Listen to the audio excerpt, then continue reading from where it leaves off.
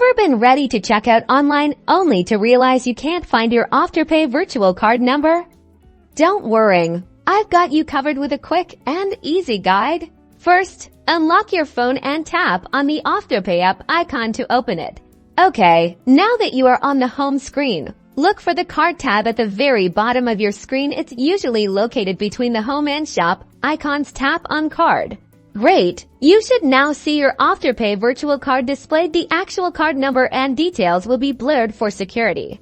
To reveal your virtual card number, expiration date, and CVV, tap on the button that says Show Card Number or Reveal Card Details. You may be prompted to verify your identity with Face ID, Touch ID, or your phone's passcode. Go ahead and verify for security purposes.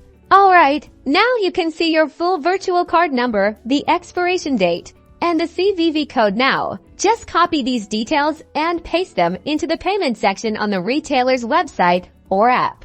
And that's all there is to it. This virtual card works just like a regular credit card for online purchases with Afterpay, making your shopping experience smooth and seamless. Now you can confidently complete your purchase. If you found this helpful, please give the video a thumbs up and subscribe for more Afterpay tips.